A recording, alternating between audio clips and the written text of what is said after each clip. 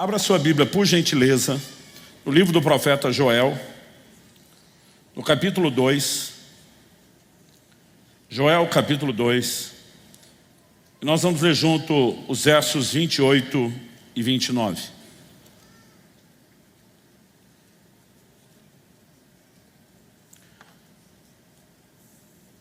O texto diz assim: e acontecerá depois que derramarei o meu espírito sobre toda a carne. Vossos filhos e vossas filhas profetizarão, vossos velhos sonharão, e vossos jovens terão visões. Até sobre os servos e sobre as servas derramarei o meu espírito naqueles dias. Pai, nós oramos que a Tua palavra fale e cale em nossos corações. Nós oramos não apenas pela orientação, pelo consolo e a exortação da palavra. Nós oramos por um entendimento espiritual. Nós oramos, ó Deus, por uma abertura ao Teu Espírito, o Espírito da verdade, e que Ele encontre em nós lugar de correspondência. Que, ó Deus, de fato, a Tua palavra cumpra o propósito para essa hora e para esse tempo. E desde já nós Te damos honra, Te damos glória e louvor por tudo que o Senhor fará em nós, enquanto a palavra é anunciada e mesmo depois disso. Nós declaramos nossa confiança e dependência no Senhor e nos recursos divinos nessa hora, em nome de Jesus. Amém. Bom, nós temos uma declaração do profeta Joel que, como veremos daqui a pouco, ela é citada e aplicada no Novo Testamento e no contexto da igreja. Em Atos, no capítulo 3, quando o apóstolo Pedro está pregando, ele diz, dos versos 19 a 21, arrependei-vos, pois, e convertei-vos, para que sejam cancelados os vossos pecados, a fim de que da presença do Senhor venham tempos de refrigério, e que envie Ele o Cristo, que já vos foi designado Jesus, o qual é necessário que o céu receba até os tempos da restauração de todas as coisas, de que Deus falou por boca dos seus santos profetas desde a antiguidade. Outra tradução, como a NVI diz no verso 21, é necessário que ele permaneça no céu, até que chegue o tempo em que Deus restaurará todas as coisas, como falou há muito tempo, por meio dos seus santos profetas. Eu quero fazer uma relação entre a profecia de Joel no Antigo Testamento e o evento ou advento da vinda de Cristo, nosso Senhor, que será o grande desfecho, da obra da redenção e de toda a revelação do novo nascimento. E a razão pela qual fazemos isso é baseada na declaração do apóstolo Pedro, também no livro de Atos.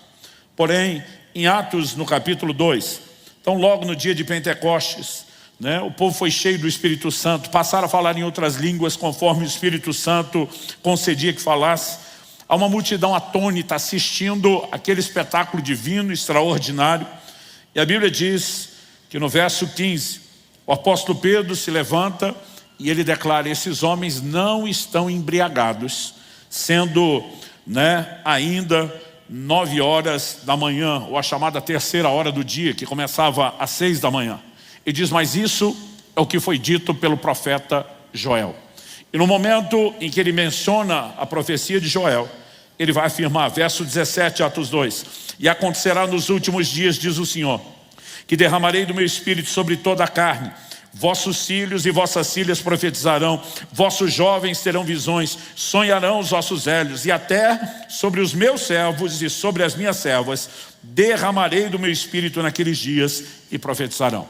Aqui nós temos o texto de Joel 2, 28 e 29 que acabamos de ler. No entanto, se você ler os versos 30 e 31 lá de Joel, você vai perceber que Pedro também o citou aqui. Agora no verso 19 até o 21, nós temos a citação lá dos versos 30 a 32, na verdade, Joel 2. Mostrarei prodígios em cima no céu, sinais embaixo na terra, sangue, fogo e vapor de fumaça. O sol se converterá em trevas e a lua em sangue, antes que venha o grande e glorioso dia do Senhor. E acontecerá que todo aquele que invocar o nome do Senhor será salvo. Todas essas declarações são extraídas do livro de Joel, da profecia e aplicadas. Mas por que eu fiz menção de Pedro depois dizendo que convém que os céus recebam esse Jesus que ele está anunciando? Até o tempo da restauração de todas as coisas de que ele falou pela boca dos seus santos servos, os profetas. Porque o que a Bíblia está sinalizando é que antes da vinda de Cristo, haverá não só o cumprimento de profecias que estamos aguardando ser cumpridas, mas haverá restauração de profecias que já foram cumpridas e terão cumprimento replicado. E uma delas é essa de Joel, capítulo 2. Como que nós podemos saber disso? Desde a minha adolescência, eu lembro que não havia reunião, congresso, ambiente de avivamento, que Joel capítulo 2 não era citado, pregado, falado, cantado, orado, né? Porque de fato ele sinaliza doutrinariamente um evento poderoso e extraordinário que nos aguarda. Então Joel nos seus dias diz, acontecerá depois. Se você olhar a profecia de Joel lá no capítulo 2, e nós vamos ver daqui a pouco alguns versículos antes, Joel está profetizando para o povo dos seus dias, aqueles que eram os seus contemporâneos. Mas ele diz que aquilo que Deus faria não se limitaria aos seus dias. Ele diz, acontecerá depois. E esse é o tema da minha mensagem hoje. Acontecerá depois. Esse depois tem duas formas de ser lido.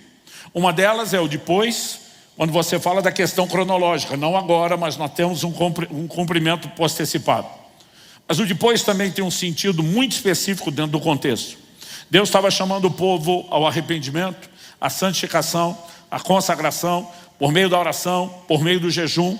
E ele também diz, e acontecerá depois de vocês me ouvirem, depois de vocês se humilharem, depois de vocês se voltarem para mim de todo o coração, que eu vou poder fazer aquilo que eu tenho intencionado fazer. E eu quero que a gente possa olhar para essa declaração, acontecerá depois, com essas duas perspectivas. Tanto há um depois cronológico, porque Pedro vai se levantar e dizer, hoje, no dia de Pentecoste, aquela palavra está se cumprindo. Como também o próprio Pedro sinaliza que haverá um depois, que vem depois do depois dele, né? O que Pedro está anunciando era o depois de Joel, só que agora Pedro anuncia um novo depois. Por quê? O apóstolo Pedro cita todo o texto, ipsis literis, mas ele muda uma declaração. O apóstolo Pedro não diz acontecerá depois. O apóstolo Pedro diz, acontecerá depois, diz o Senhor, de Joel. Pedro diz, acontecerá nos últimos dias, diz Deus. E aqui nós não temos apenas uma releitura. O que nós precisamos entender é que nós temos uma nova aplicação profética. E para que a gente possa entender esses desdobramentos, o que aconteceu no dia de Joel, o que vai, né, se concretizar depois no dia de Pentecostes, e o que nos aguarda para os últimos dias, nós precisamos começar primeiro nessa construção do próprio livro do profeta Joel. Quando você olha para a situação que eles estavam vivendo, o povo havia se afastado do Senhor, havia pecado, e as inevitáveis consequências do pecado estavam se manifestando. Através de Moisés, tanto no livro de Levítico como no livro de Deuteronômio, Deus havia dito que uma das consequências de quando eles pecassem e se afastassem do Senhor é que os céus se fechariam, se tornariam de bronze, não dariam chuva. Nos dias de Elias nós temos um evento de 3 anos e meio de seca, e Deus está dizendo, é por causa dos pecados de vocês que eu estou trazendo juízo. Só que aqui em Joel capítulo 2, se você quiser me acompanhar na leitura, no verso 12, nós vemos Deus dizendo, ainda assim, agora mesmo, diz o Senhor, convertei-vos a mim de todo o vosso coração, isso com jejuns, com choro e com pranto. Rasgai o vosso coração e não as vossas vestes.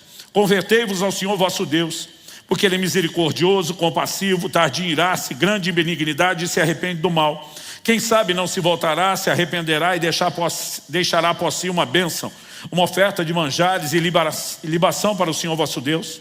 Tocai a trombeta em Sião, promulgai um santo jejum, proclamai uma assembleia solene, congregai o povo, santificai a congregação, ajuntai os anciãos, reuni os filhinhos e os que mamam. Sai o noivo da sua recâmara e a noiva do seu aposento. Chorem os sacerdotes, ministros do Senhor, entre o pórtico e o altar, e orem. Poupa o teu povo ao Senhor, e não entregues a tua herança ao opróbrio, para que as nações façam escárnio dele, porque hão de dizer entre os povos, onde está o seu Deus? Deus está chamando o povo a um lugar de arrependimento, de santificação, de consagração, de jejum, de oração, intercessão, de lamento. E Ele chama o povo a uma oração para que haja restauração, que o teu povo não seja objeto de escárnio das nações. E aí o que acontece? O verso 18 diz, então o Senhor se mostrou zeloso da sua terra e compadeceu-se do seu povo. Aqui a história começa a mudar. No verso 19 Deus diz, eu vos envio o cereal, o vinho e o óleo e dele sereis fartos, e vos não entregarei mais ao opróbrio das nações. Como que Deus ia mudar a condição deles? Ele termina no fim do verso 22, dizendo: porque o arvoredo dará o seu fruto, a figueira e a vide produzirão com vigor. Porque estavam numa época de fome, de escassez, era parte do juízo divino. Verso 23, alegrai-vos, pois, filhos de Sião, regozijai-vos no Senhor vosso Deus, porque Ele vos dará em justa medida a chuva. Fará descer como outrora a chuva temporã e a serôdia, ou como dizem as traduções mais novas, as primeiras e as últimas chuvas, ou como diz uma outra versão contemporânea, as de outono e as da primavera, como antes fazia. Deus está prometendo restaurar o ciclo e a estação das chuvas no seu devido tempo, para que com as chuvas haja abundância de mantimento. Verso 24, consequência das chuvas restauradas: as eiras se encherão de trigo, os lagares transbordarão de vinho e de óleo. Restituí-vos-ei os anos que foram consumidos pelo gafanhoto. 26, comereis abundantemente, vos fartareis e louvareis o nome do Senhor vosso Deus, que se ouve maravilhosamente convosco, e o meu povo jamais será envergonhado.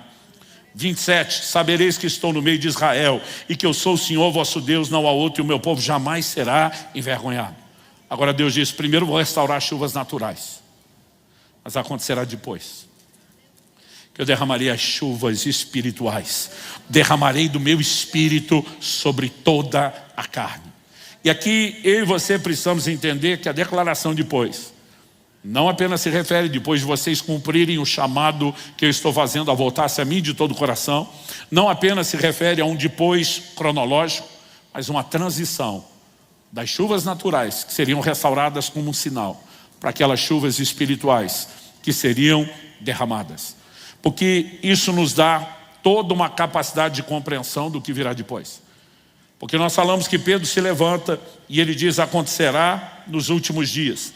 Por que é que Pedro diz acontecerá nos últimos dias? Pedro está dizendo: o que está acontecendo hoje, o povo cheio do Espírito Santo, falando em línguas, nunca aconteceu antes. Isso é o cumprimento de Joel. Deus tinha prometido um derramar do Espírito Santo novo, nunca antes disso, sem precedentes, uma manifestação extraordinária da rendição a Ele, o fluir profético, a manifestação do sobrenatural. E essas coisas não aconteceram nos dias de Joel, não todas. A primeira parte natural sim, a espiritual não. Mas agora estão acontecendo no dia de Pentecostes. Mas a pergunta é: tudo que não aconteceu nos dias de Joel cumpriu-se no dia de Pentecostes? E a resposta também é não. Porque parte da profecia dizia o quê? Mostrarei prodígios no céu e na terra, sangue, fogo e colunas de fumaça. O sol se converterá em trevas e a lua em sangue, antes que venha o grande e terrível dia do Senhor. Essa expressão, dia do Senhor, quer seja no Antigo ou no Novo Testamento, se refere ao advento escatológico da vinda de Cristo. E ele está falando do desfecho da redenção. O próprio Jesus, em Mateus 24, 29, diz: logo em seguida, a tribulação daqueles dias, o sol escurecerá, a lua não dará sua claridade, as estrelas cairão do firmamento e os poderes dos céus serão abalados. Então aparecerá no céu o sinal do Filho do Homem, todos os povos da terra se lamentarão e verão o Filho do Homem vindo. Relacionado à vinda de Cristo, a Bíblia está dizendo que o sol vai escurecer e a luz da lua será comprometida. E esse não é o único texto que fala a respeito disso. No livro do Apocalipse, no capítulo 6, dos versos 12 até 14, nós lemos: e quando o Cordeiro abriu o sexto selo e sobreveio o grande terremoto, o sol se tornou negro como saco de crina, escureceu, a lua toda como sangue. As estrelas do céu caíram pela terra como a figueira, quando abalada por vento forte, deixa cair os seus cigos verdes, e o céu recolheu-se como um pergaminho quando se enrola. Então todos os montes e ilhas foram movidos do seu lugar. O cenário de preparação para o retorno de Nosso Senhor está acontecendo. E novamente nós temos sinais: o sol escurecendo, a lua se convertendo em sangue. Então quando Pedro se levanta e diz: e acontecerá nos últimos dias, ele está dizendo que nós estamos vivendo aqui é apenas uma parte do cumprimento. Haverá uma restauração dessa profecia cumprida. Ela terá cumprimento replicado. Quando? Literalmente nos últimos dias, que antecederão o advento de Nosso Senhor. Agora, como Deus usa a figura das chuvas? E Ele aplica nessa alegoria as primeiras e as últimas chuvas. A chuva temporã e a serôdia né? Ou as de outono e primavera. O que significa isso? Quando Deus diz que Ele restauraria as estações, Ele está falando do ciclo correto das chuvas. As chuvas têm o seu tempo e as suas estações. Ainda que isso mude de lugar para lugar na terra, do hemisfério, existe um ciclo.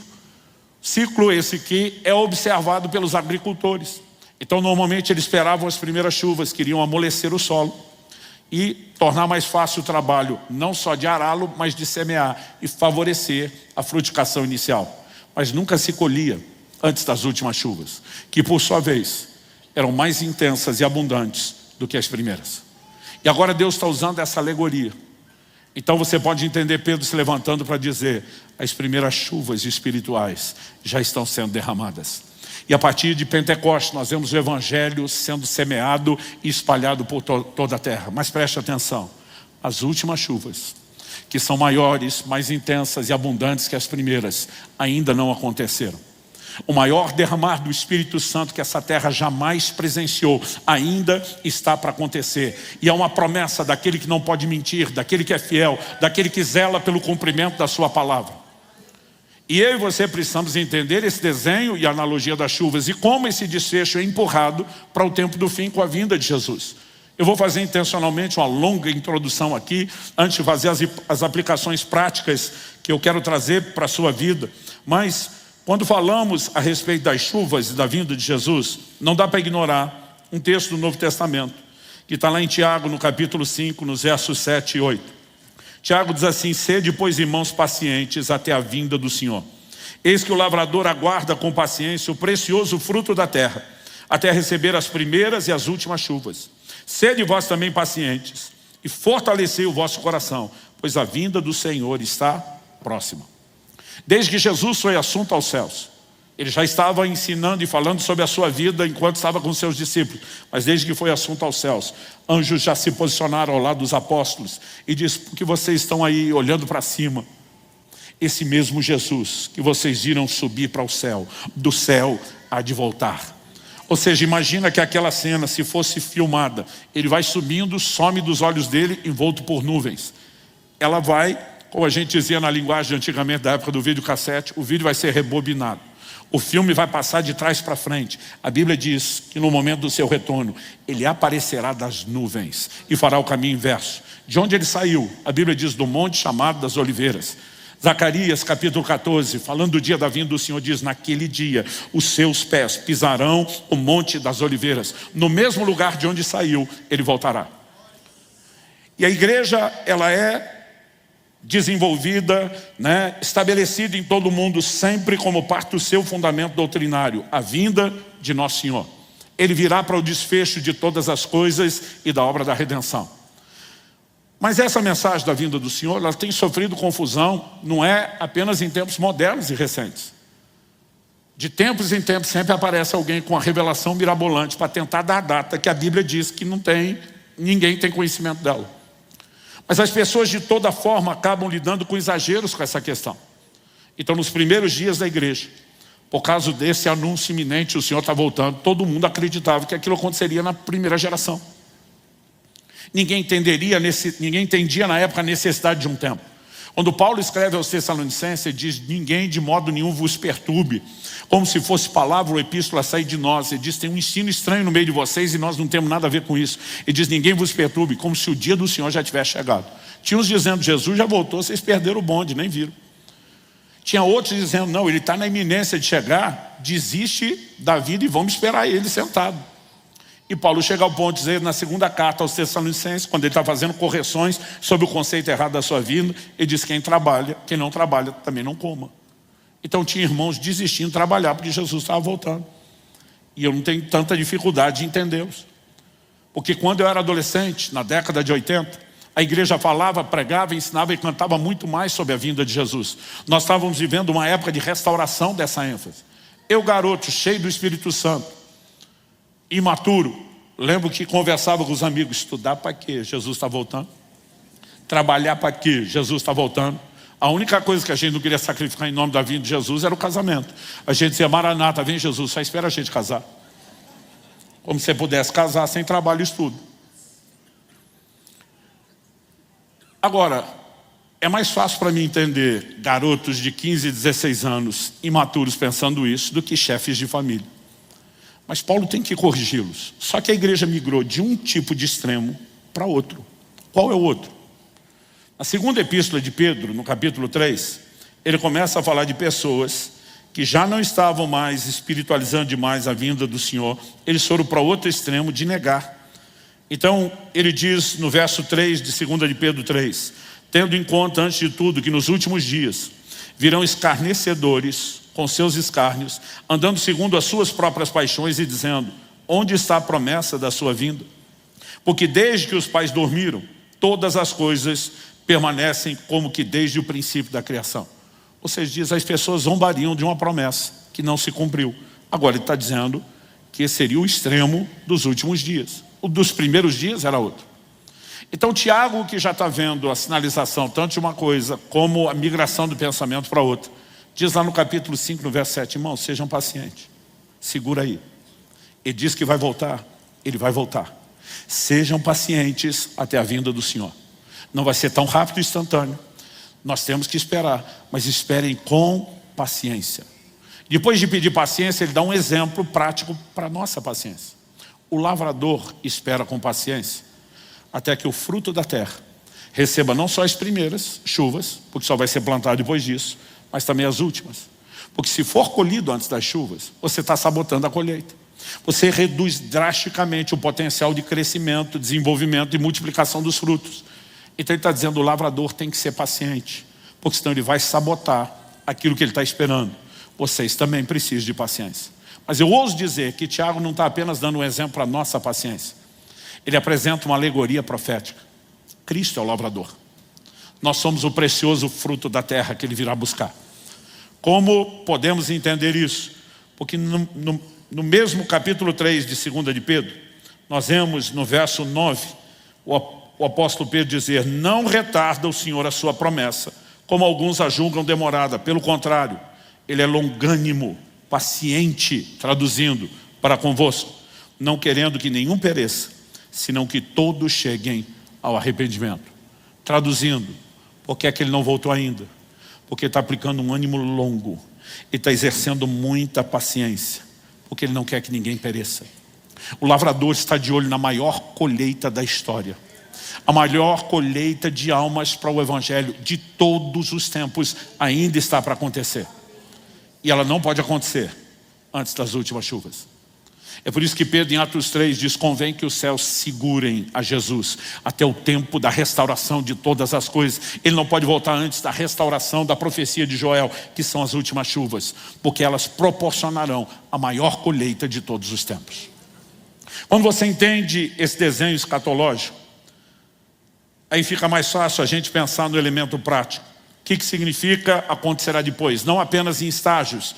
Deus está dizendo para o povo dos dias de Joel, eu vou visitar vocês numa medida agora, vou aumentar um pouco o que eu vou fazer, entrando além das chuvas naturais, nas espirituais. Mas as últimas chuvas, mais abundantes e intensas que as primeiras, ainda estão reservadas, estão nos esperando. Mas quando ele também diz acontecerá depois, ele está dizendo não é só depois cronológico. É depois de vocês cumprirem alguns requisitos que permitirão que eu faça aquilo que eu quero fazer. Então, no verso 12, ele começa, como nós lemos, chamar o povo ao arrependimento, à consagração, a se voltar ao Senhor de todo o coração. O jejum e oração estão lá, a santificação, né, é parte do processo de arrependimento e se estende até a consagração. E ao longo de toda a Bíblia e também de toda a história, o caminho do avivamento sempre foi pavimentado com os mesmos elementos. Arrependimento, santificação, consagração, oração, jejum. Não há avivamento na Bíblia e na história onde você não veja um movimento de volta para Deus primeiro. O arrependimento sempre precede o avivamento. A restauração espiritual sempre precede as manifestações divinas maiores, em qualquer tempo, em qualquer época, em qualquer período da história. Então quando Deus diz acontecerá depois, não é apenas o depois em etapas cronológicas, mas é depois de vocês fazerem a sua parte. Eu vou insistir e repetir o que eu falei antes. O tema da minha mensagem hoje é e acontecerá depois.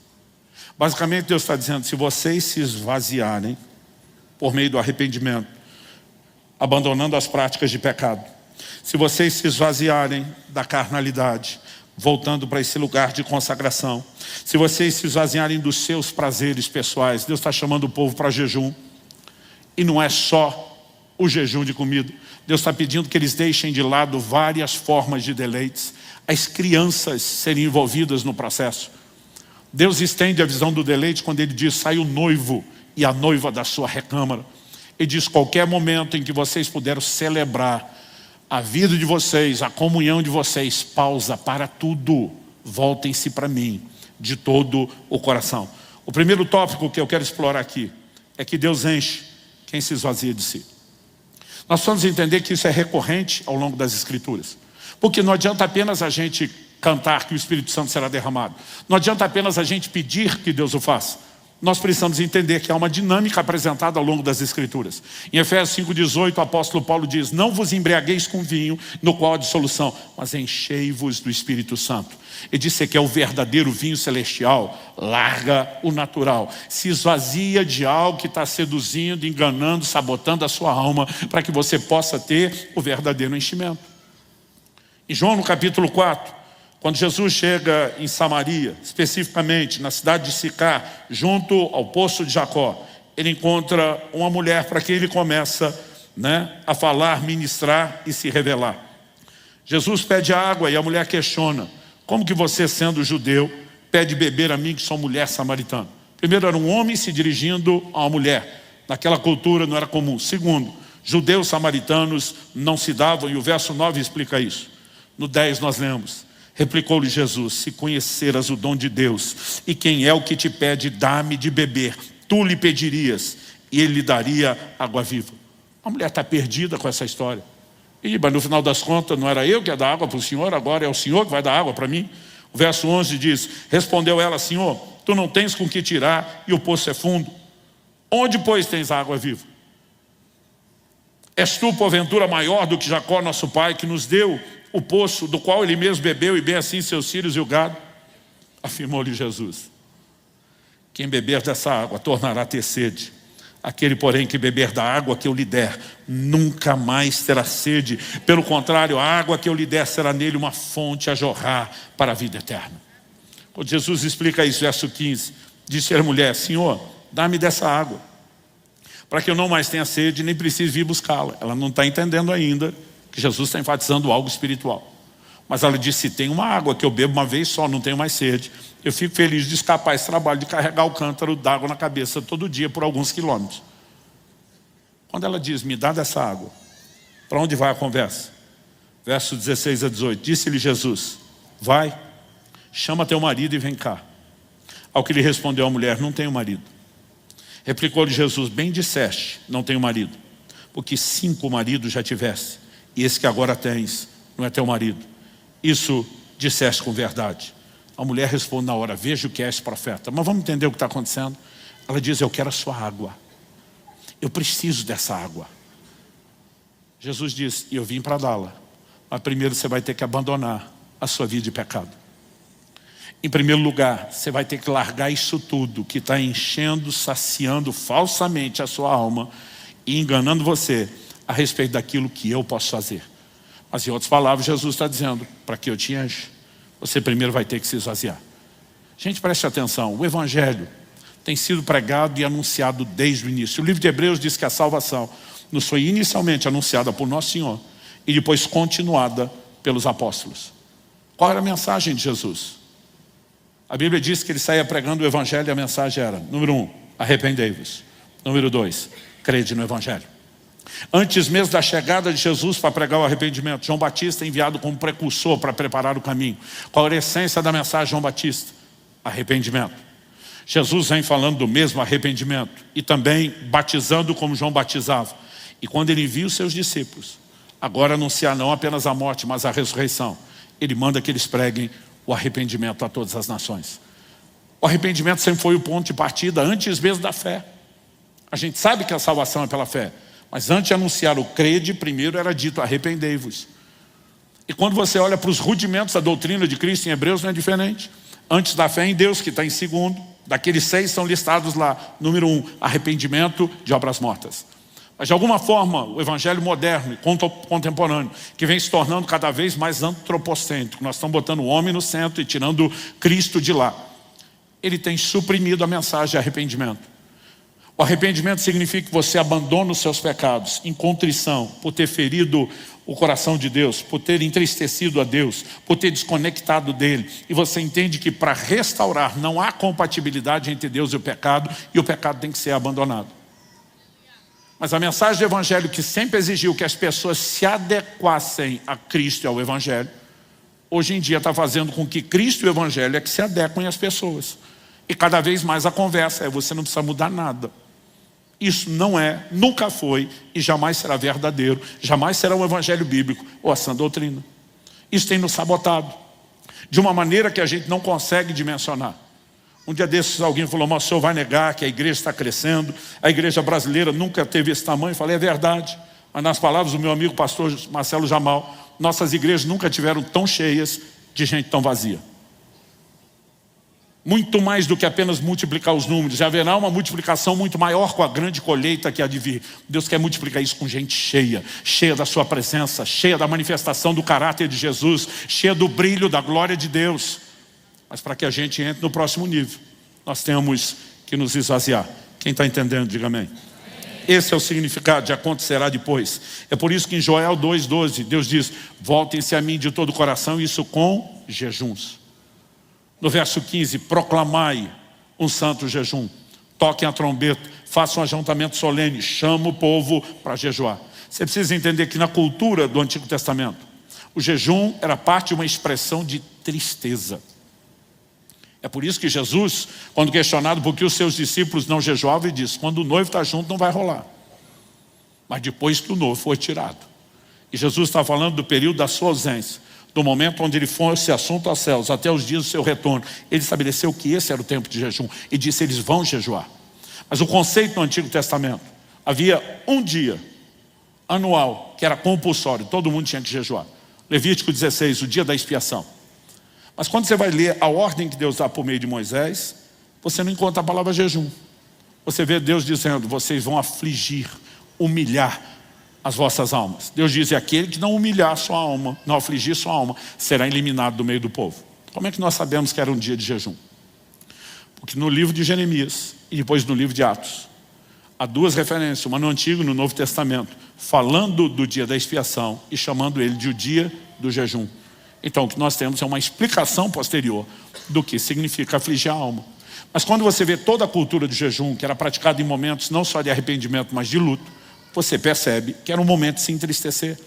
E aqui Deus está falando de um jejum onde Ele está chamando o povo ao luto, ao choro, ao pranto, ao arrependimento, por ter se distanciado de Deus e do propósito. Porque para que haja restauração, o arrependimento foi e continua sendo necessário. E basicamente nós podemos olhar para esse chamado ao arrependimento, que envolve jejum, como um chamado ao esvaziamento. O auto-esvaziamento, disse alguém, prepara transbordamento espiritual. E nós precisamos entender que isso ainda é parte do processo. A razão para isso é o meu segundo tópico. O primeiro é: Deus enche quem se esvazia de si. O meu segundo tópico é a incompatibilidade entre o espírito e a carne.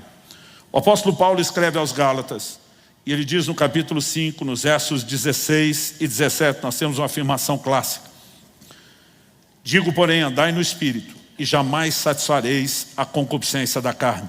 Porque a carne milita contra o espírito, e o espírito contra a carne, porque são opostos entre si. Observe a frase: opostos entre si, para que não façais o que porventura seja do vosso querer. Lá na frente, depois do apóstolo abordar o que são as obras da carne e o fruto do espírito, ele vai dizer no verso 24: e os que são de Cristo Jesus crucificaram a carne com as suas paixões e concupiscências. E depois desse elemento prático de crucificar, mortificar a carne, ele disse: vivemos no Espírito, andemos também no Espírito. Quando Paulo escreve em Romanos no capítulo 8, ele vai falar exatamente a respeito dessas mesmas verdades práticas que eram ensinadas aos crentes dos primeiros dias. Verso 5 de Romanos 8: porque os que se inclinam para a carne cogitam, isso significa pensam, sentem das coisas da carne, são guiados por ela. Mas os que se inclinam para o Espírito, cogitam, pensam, sentem, são guiados pelas coisas do Espírito. Porque o pendor, a inclinação da carne dá para a morte, mas o do Espírito para a vida e paz. Verso 7, por isso o pendor da carne é inimizade contra Deus, pois não está sujeito à lei de Deus, nem mesmo pode estar. Portanto, os que estão na carne não podem agradar a Deus. Essa compatibilidade vai sendo atestada ao longo de todo o Novo Testamento. Em Tiago, no capítulo 4, verso 4, ele vai dizer adúlteros.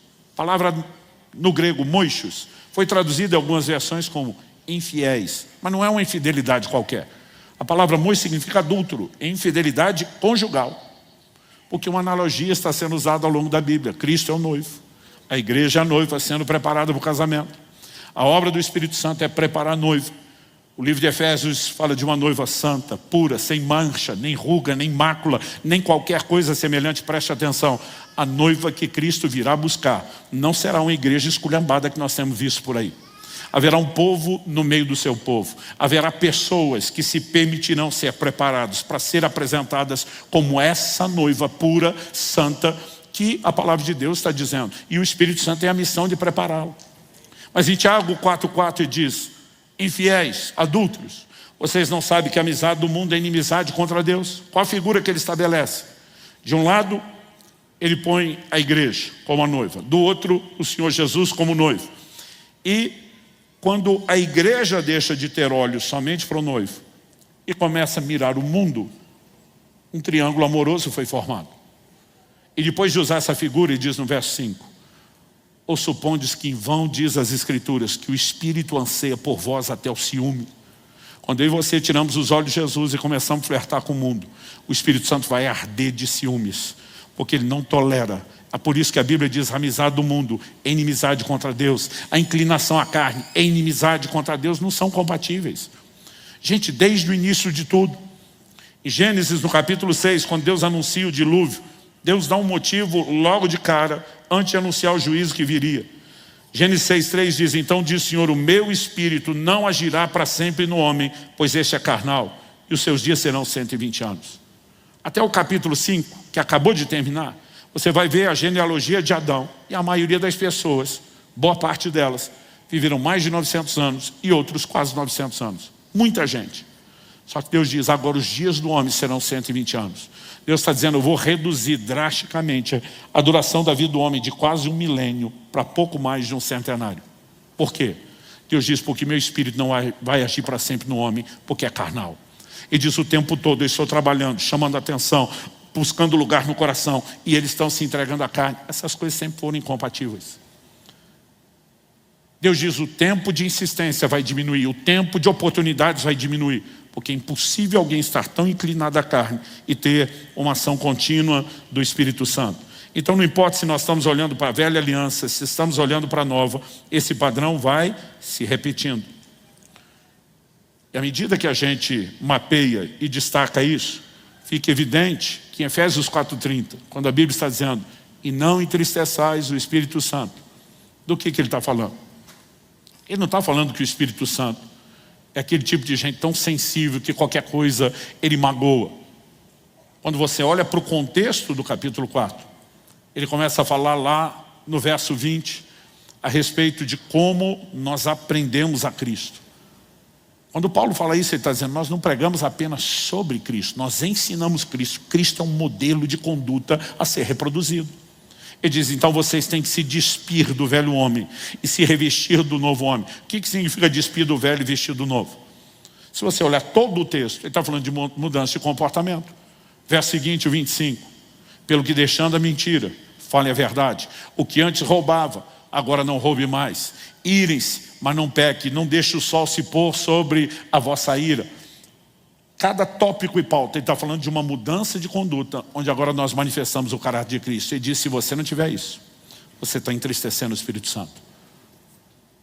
Então como que nós podemos imaginar uma vida de enchimento do Espírito Santo, sem o esvaziamento da carne? O nosso próprio conceito de enchimento do Espírito Santo é equivocado. Porque a gente imagina que ser cheio do Espírito Santo é ter mais dele. Então o crente às vezes vem para o culto com a mentalidade de quem leva o carro para o posto de gasolina e diz o frentista, completa o tanque. Então está faltando algo, vamos encher um pouquinho mais. Só que nós temos um problema teológico com esse conceito.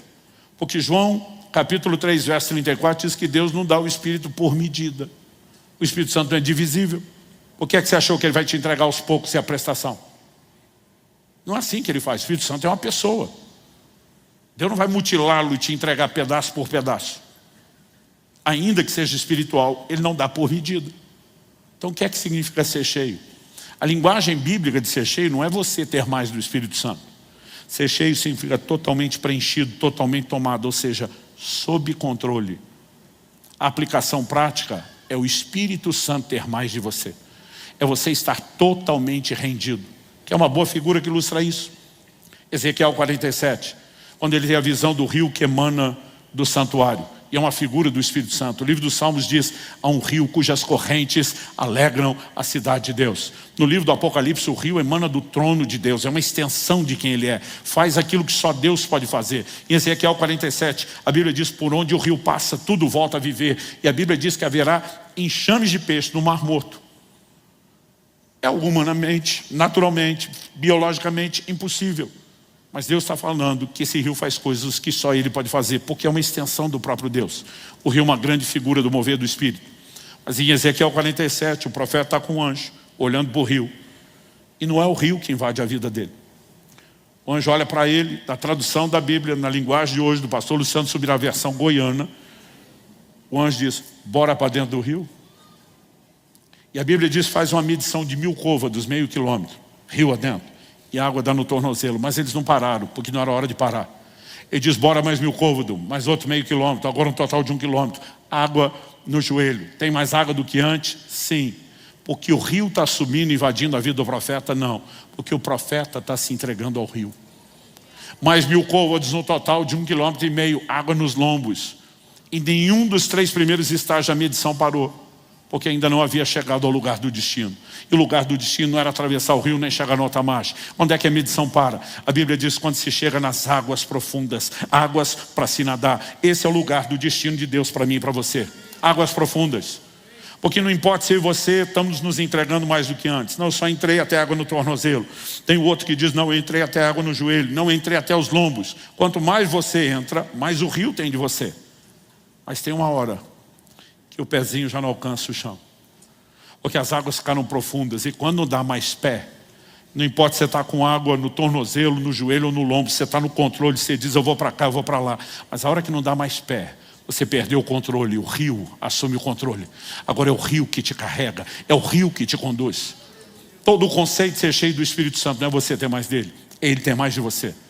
E nós precisamos entender o chamado à rendição, o chamado à entrega, o chamado ao esvaziamento, o chamado à mortificação da carne, porque senão nós não vamos muito longe. Pastor, e o que isso tudo tem a ver com a profecia de Joel? Bom, nos dias de Joel, Deus está dizendo, para fazer o que eu vou fazer, começando das chuvas naturais, vocês precisam não só de arrependimento, mas de um ingrediente dentro de todo o combo de arrependimento, santificação e oração: jejum. Mas quando a profecia está para se cumprir de novo nos dias de Pentecostes, há um movimento de Deus.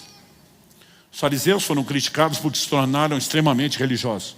Mas como todo o movimento de Deus, aquilo já foi algo inspirador um dia. E eles se tornaram a seita mais severa e zelosa dentro do judaísmo, porque um dia foram inspirados. E com eles começa a haver uma prática do jejum nunca antes vista. Mas João Batista chega, botando seus discípulos para jejuar mais do que os fariseus. Ele mesmo se alimentando de mel e gafanhotos. Uma estação está mudando. Até quando o precursor, João Batista, entrega o bastão na mão de Jesus, diz, agora é contigo. No dia do batismo, assume. Jesus pega o bastão da mão dele e diz, agora é comigo. 40 dias de jejum no deserto. O jejum está sendo restaurado e o cenário para um novo cumprimento da profecia de Joel está sendo preparado. E aquilo vai acontecer novamente. Agora preste atenção. Se na primeira e na segunda fase da profecia de Joel não aconteceu aquilo sem jejum, o que te leva a acreditar que o último grande momento de desfecho, do derramar das chuvas, do lavrador que está pacientemente esperando, eu vou repetir o que eu falei no início, o maior derramar do Espírito Santo de todos os tempos ainda está para acontecer. E o lavrador está esperando as chuvas para a maior colheita de todos os tempos. Será o momento mais extraordinário da história do Evangelho de Jesus Cristo. E nós estamos na iminência de vivenciar coisas como essa. Estamos caminhando para lá. Se você estuda a história da igreja, dos primeiros séculos houve um grande mover do Espírito. Depois há declínio. Durante séculos e séculos. Até na história secular, quando se estuda a igreja, fora do meio cristão, ele se refere a um período de mais ou menos 1000 anos, como o período das trevas. Porque a igreja se perdeu completamente no propósito. Então, há 500 e poucos anos atrás, nós temos o chamado movimento da Reforma Protestante. Deus começou a restaurar muitas coisas, mas preste atenção, Ele não terminou. Ele ainda está restaurando. E Ele não está restaurando apenas doutrinas, práticas, Ele está chamando o povo a um lugar de profunda rendição e entrega. E nós não vamos voltar a viver só o que eles viveram no livro de Atos, nós vamos um pouquinho além. Nós vamos experimentar um derramar do Espírito Santo maior. E nós teremos uma colheita de almas muito maior do que qualquer outra que jamais foi vista. Agora, não pense você que tudo está pré-determinado, no sentido de cronologicamente está decidido. Esse é o dia tal. Jesus comparou os dias da sua vinda com o dilúvio. Quando é que o dilúvio veio? Quando a arca estava pronta. Quando é que Jesus volta? Quando a igreja estiver pronta. Algo que eu e você precisamos entender que o apóstolo Pedro fala sobre apressar o dia da vinda. Se esse é um dia fixo no calendário, não daria para apressar. Mas se eu e você correspondemos com Deus, para que Ele possa fazer mais depressa aquilo que Ele intencionou, então isso não precisa ser postecipado. Há décadas e décadas nós vemos as pessoas falando de avivamento no Brasil. Mas uma geração está empurrando com a barriga para outra, e a outra empurrando com a barriga para outra. E Deus está nos chamando para entrar num lugar de entrega, como nunca antes. Eu não sei você, mas isso é empolgante demais. Não apenas por ser algo único na história, mas pela cooperação com Deus, pelo cumprimento dos seus propósitos, pelo estabelecimento do reino, pela própria questão de simplesmente nos sujeitarmos ao chamado daquele que a gente chama de Senhor, mas também pelos seus resultados. Será algo extraordinário. Agora, você acha que o avivamento vai vir porque de vez em quando a gente canta a respeito disso? E vive uma vida carnal, distante de Deus, brincando com o pecado, sem temor de Deus? Não, gente, de forma alguma. E há uma voz profética nesse tempo, ecoando, e Deus está dizendo: voltem-se a mim de todo o coração. Arrependam-se, santifiquem-se, voltem-se a mim. Então vamos voltar no elemento do jejum. Porque em janeiro de 2022 eu fiz uma promessa aqui para vocês. Que vocês me veriam jejuar como nunca antes. E que eu ia ensinar, a ponto de perturbar vocês sobre o assunto como nunca antes. Essa semana eu iniciei meu 9º período de um jejum de 40 dias. E eu tenho me dedicado a isso. Pelo entendimento do que vai produzir na minha vida e do que isso pode produzir coletivamente. A maior parte dos crentes não jejua. Toda pesquisa e enquete que a gente faz é assustadora. Sempre, no mínimo 60% dos crentes vão dizer que nunca jejuaram um dia na vida. Aí dos que jejuaram, você tem de vez em quando alguns que fizeram alguma coisa, poucas vezes. Quando nós vamos entrar em recorrente e prolongado, então nem se fala.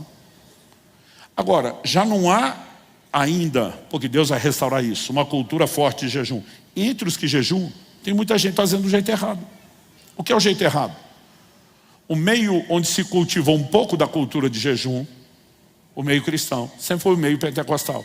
Mas a ênfase do meio pentecostal era: tem que pagar o preço, tem que sacrificar. Quase como se o jejum fosse uma troca. Então eu fiz por merecer uma visitação de Deus. Isso não combina com a graça e a fé. No entanto, isso não elimina o jejum do Novo Testamento. Porque Jesus disse que depois que o noivo fosse tirado, quando ele partisse, era para agora. Era para esse tempo da graça. Do início da sua ausência até os dias do seu retorno. Mas qual é o papel do jejum? Nós podemos aprender algo com aquele que é o modelo e o exemplo, o Senhor Jesus. No final do jejum, quando o diabo disse para ele: transforma essas pedras em pães. O diabo não estava tentando Jesus a quebrar o jejum, ele já tinha terminado os 40 dias. A Bíblia diz que ele teve fome. Eu tenho repetido aqui várias vezes, a fome que ele teve não foi uma fome qualquer. Aquilo é a fome literal, as reservas de gordura se acabaram. E agora vai começar o processo de inanição, consumo de tecido vivo. Então, diferente quando te dá o desespero de pular 1 ou 2 refeições, nós estamos falando de uma questão de sobrevivência. Mas a tentação não era meramente para comer, era a maneira de adquirir o alimento. Então o diabo disse: se você é o Filho de Deus, que o diabo está tentando haja como Deus e não como homem. Se Jesus fizesse isso, ele não seria o nosso representante legal para o sacrifício vicário na cruz. Mas o interessante é a resposta de Jesus. Ele só podia dizer, não, vim para agir como homem, permanecerei assim. Jesus olha e cita um texto bíblico. Nem só de pão viverá o homem, mas de toda a palavra que sai da boca de Deus. Ele está vivendo o mais desesperador nível de fome que o ser humano pode experimentar. Mas ele está dizendo para o diabo, eu tenho mais fome pelas coisas espirituais do que a pressa desse alimento que você está tentando me incitar, ainda que seja um caso de sobrevivência de vida ou morte. A pergunta é, se é possível a gente viver esse nível de fome e desespero pelo espiritual, maior do que alguém que está no modo de inanição, precisa de comida, por que é que nós, de uma forma geral, e vou generalizar agora, temos nos tornado uma igreja tão apática, espiritualmente falando? O que falta no nosso tempo, gente, não é comida. O que está faltando para o povo é fome. Eu lembro quando eu li pela primeira vez o testemunho do irmão Yun, um homem do céu, teria o privilégio de conhecê-lo, encontrá-lo depois. Esse homem se converte num contexto da igreja perseguida na China. As pessoas não podem ter Bíblia. Quando depois de um tempo de oração, ele milagrosamente tem acesso a uma Bíblia, e decorou o Evangelho de Mateus inteiro, capítulo por capítulo, versículo por versículo, em um mês. Porque na hora de pregar o Evangelho para os outros, não poderia andar com a Bíblia na mão. Então tinha que sabê-la de cor. A gente tem liberdade, não é perseguido por ninguém. E não abre a Bíblia para nada.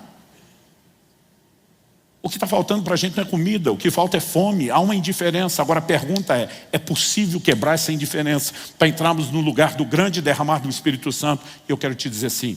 Porque quando Jesus responde Satanás, ele responde citando um texto bíblico. Qual é? Deuteronômio 8. Eu quero que você abra lá comigo. Deuteronômio capítulo 8, verso 3.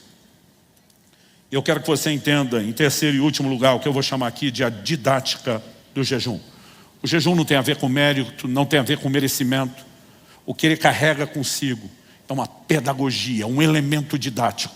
Ele tem a capacidade de comunicar um nível de entendimento que outras coisas não comunicarão. Em Deuteronômio 8:3, Deus por meio de Moisés diz assim, ele te humilhou e te deixou ter fome e te sustentou com o maná que tu não conhecias, nem os teus pais conhecias, para te dar a entender que nem só de pão viverá o homem, mas de tudo o que procede da boca do Senhor viverá o homem. Olha os verbos, ele te humilhou, te deixou ter fome. A única coisa que agrega esses dois elementos, humilhação e fome, é o jejum. No Antigo Testamento ele é chamado de humilhar ou afligir a alma. Um dia desse alguém falou, não gosto de jejuar porque eu não me sinto bem. Eu falei, a ideia é essa. É tirar o foco da sua alegria em questões naturais e terrenas. É lógico que a alma fica desconfortável, gente. E não é nem só ausência de comida. Às vezes é ausência do tempo de mesa, de comunhão, de vários fatores. Outro dia um falou para mim, não gosto de jejuar porque eu tenho fome. Falei para ele, a ideia é essa. Aí as pessoas perguntam, mas por que humilhação e fome? Ele te humilhou, te deixou ter fome. E só então te deu acesso ao maná, que nem você nem seus pais conheciam, para te dar a entender. Outra tradução, como a Nova Almeida diz, para que compreendessem que nem só de pão viverá o homem, mas de toda a palavra que sai da boca de Deus. Ele diz, tem certas coisas que não serão compreendidas de outra forma, a não ser com o uso de uma didática especial. E quando Deus tira o prazer de alguns níveis de deleites inferiores, Ele te leva a um lugar de uma percepção de deleites superiores. Os seus olhos vão se abrir. O jejum muda o centro de gravidade na vida de quem o pratica. O centro de gravidade puxa para a terra, puxa para baixo, natural e o da carne. Mas no reino de Deus, o centro de gravidade puxa para cima. Buscar as coisas que são do alto, pensar nas coisas que são de cima. Eu sempre digo isso. Todo mundo que jejua com regularidade testemunha as mesmas coisas. O coração fica blindado contra a ofensa. As coisas materiais perdem absurdo, inexplicavelmente o seu valor. Por quê? Porque há uma operação, além da nossa capacidade de entendimento, que abre a mente para compreender outros valores. Há uns 2 anos e pouco atrás, um gigante espiritual dessa nação que eu respeito, nós estávamos num evento, ministrando junto, e ele não conseguia esconder dele, eu estava vários dias em jejum, e ele me fez uma pergunta. Não consegui esconder que estava jejuando. Ele falou assim para mim, falou, Subirá, eu acho que de todo mundo que eu conheço, você está entre os que mais jejuam. Não só a regularidade, a recorrência, né, como também a intensidade, tamanho dos jejuns que você faz. Ele me olhou e fez uma pergunta que ninguém tinha feito até então. Ele falou, o que tem te levado com tanta paixão e determinação a esse lugar de entrega ao jejum? Eu falei para ele, se o senhor me perguntasse isso aos 18 anos, quando eu comecei a fazer de 3 a 7 dias de jejum, todo mês na água, eu falei para ele, a minha resposta seria fome pelo sobrenatural. Eu queria ver o poder de Deus. Eu não queria um ministério baseado na força do braço. E eu falei para ele, eu posso te garantir que o jejum tem me dado acesso ao sobrenatural, mas hoje não é mais meu propósito. É um excelente efeito colateral. É uma excelente consequência, mas não é meu propósito. Ele falou, hoje qual é o propósito? E eu olhei para ele e sintetizei com essa frase, a capacidade de perceber os deleites espirituais. Ele fez uma cara de curioso, falou, me fale mais sobre isso. Falei, para te explicar isso, eu vou ter que dar um exemplo, já dei isso aqui antes, mas por mais que você tenha ouvido, eu não vou cansar de repetir. Eu acho que ele ilustra bem. Quem faz jejum prolongado, tem o hábito de inserir um pouco de sumo do limão na água, por 2 motivos. O Dr. Aldrin, por exemplo, insiste comigo, todo o jejum que ele me acompanha, antes, durante e depois, que eu posso me manter altamente hidratado, beber até mais água do que o normal. Ele pede que eu dê atenção ao pH da água. Água alcalina, pH de 7 para cima. Só que o problema, quanto mais alto é o pH da água, embora a qualidade seja melhor, o sabor fica ruim. Tem gente que diz, água não tem sabor. Quem jejua discorda. O paladar fica tão apurado que você consegue perceber. Eu tenho água que eu bebo, eu sinto que mudou a composição de metais. Eu sinto no gosto. Só quando você pega uma água que não tem o gosto salobra, como a do pH alto, normalmente é porque o pH é baixo. Então, se o gosto não é ruim, a qualidade é ruim. E você resolve as duas coisas com limão. Se o gosto é ruim, o sabor do limão mascara. A água de qualidade alta, mas sabor ruim. Mas se o gosto não é ruim e a qualidade é baixa, o limão vai alcalinizar a água e resolver o problema do pH. Então, seja um lado ou outro, o limão resolve. Então, a gente passa a adotar isso. Eu estava vários dias já num jejum prolongado, ministrei no evento e saí com um grupo de pastores para o almoço. Alguém falou para mim, Subirá, você não está comendo, vá para o hotel. Eu falei, cara, já não estou comendo, não preciso perder o tempo de mesa e comunhão. Eu falei, vou sentar com vocês. Aí o cara falou, a gente vai ficar constrangido. Eu falei, o problema é seu. Aí eu achei que eu fui meio grosseiro e tentei brincar. Eu falei, mas hoje vai ser banquete.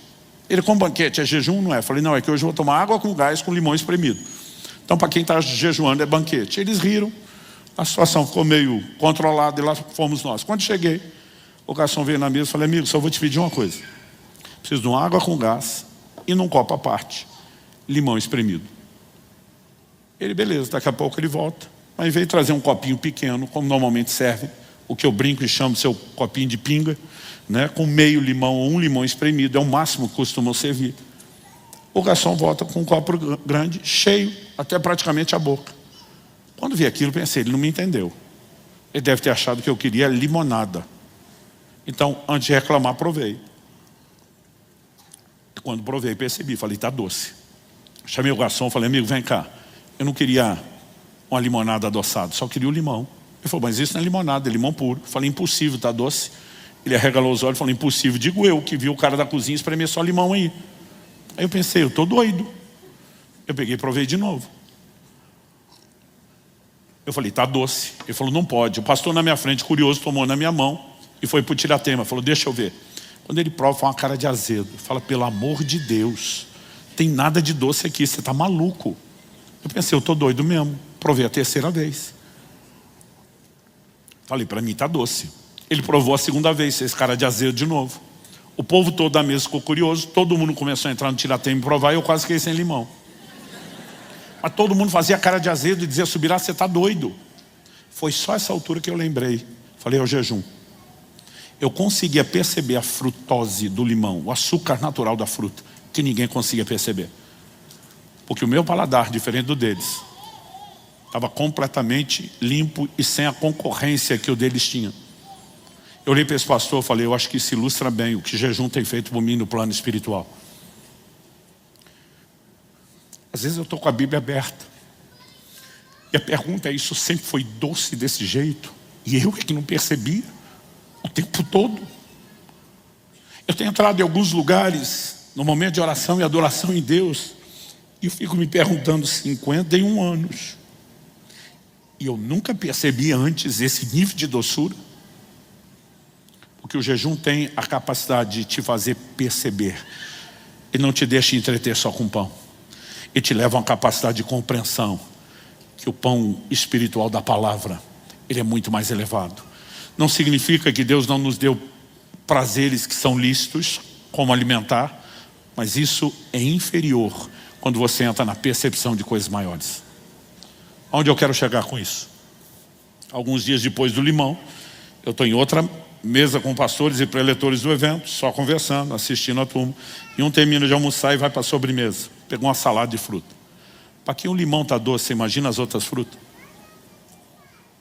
Só que aí eu vejo ele pegar uma lata de leite condensado e começar a encher a taça de salada de fruta com aquilo. Vai me dando um desespero, só de imaginar o tanto de leite condensado que ele está colocando. A minha vontade é gritar com ele, você não precisa botar nada na fruta, a fruta já é doce. Mas eu mesmo lembro que quando eu, como ele, consumia açúcar, eu não conseguia mais sentir o doce da fruta. E eu penso, não adianta falar. Se ele não fizer o que eu fiz, não passar pela desintoxicação e a limpeza que eu passei, ele nunca vai perceber isso.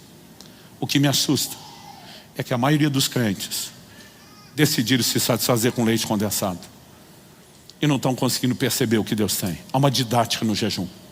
A palavra jejum, no grego, nestiu, é uma palavra composta. Ne é um prefixo de negação, estiu é comida. Então jejuar, em essência, significa não comer. Hoje em dia, a gente aplica o jejum para qualquer outro tipo de abstinência, mas não usa para principal. Aí você vê o crente dizendo, estou jejuando rede social. E não estou dizendo que não possa. Mas as outras abstinências deveriam ser complementares e não substitutas do jejum do alimento. Quem está entendendo? Números 30, na lei dos votos, Deus fala de pessoas que iam fazer um voto a Deus e abrir mão de algo importante só para afligir sua alma. Estavam dizendo, eu vou me negar a alguma coisa que eu gosto, só para me afligir. E lembrar que o Senhor tem um preenchimento maior do que qualquer uma dessas coisas. Então não estou dizendo que não caibam outras abstinências. Paulo fala sobre isso em 1 Coríntios 7. Nos primeiros versículos ele estabelece a relação entre marido e mulher e o que fora disso é considerado imoralidade. Mas ele vai dizer no verso 5, não se neguem, não se privem um ao outro. Traduzindo, Paulo está falando a marido e esposa que eles vivam um avivamento na área íntima, de contato físico e sexual. Isso é uma bênção, uma dádiva de Deus para o casal. E ele está dizendo, tem que ser intenso nisso. Aí diz assim, a não ser, e aí biblicamente você tem uma exceção para uma pausa nesse avivamento. A não ser quando os dois, de comum acordo, concordância, resolvem se dedicar à oração. O que Paulo está dizendo? Que quando o casal está vivendo o avivamento íntimo deles, não pode orar? Não. Ele está dizendo que aqui a oração é mediana. E sabe o que ele está sugerindo? Dá uma pausa no leite condensado. Para resgatar a percepção do doce da fruta. Há um lugar mais profundo em Deus, que muitos de nós não temos conhecido ou temos perdido de vista. Quando Jó está dizendo, sai o noivo da sua recâmara, sai a noiva dos seus aposentos. E diz, essa festa é lícita, é bênção de Deus.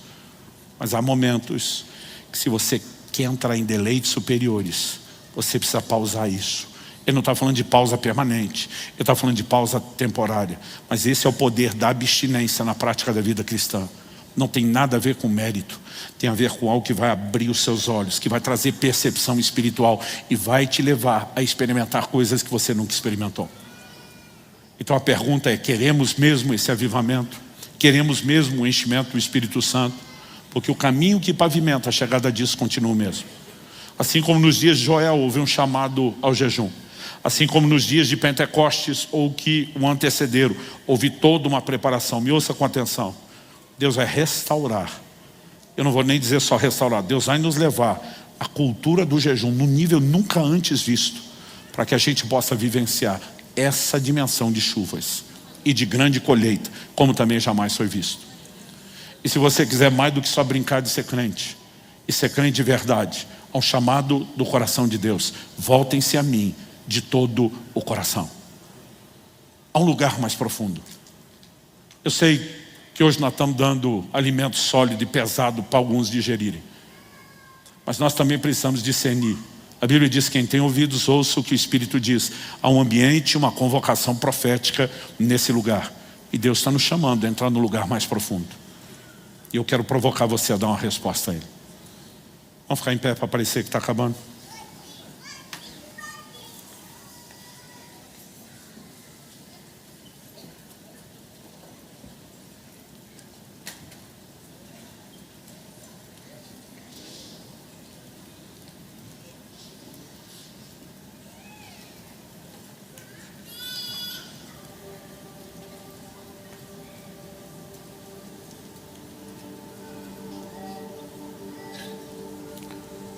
Moody foi um grande evangelista,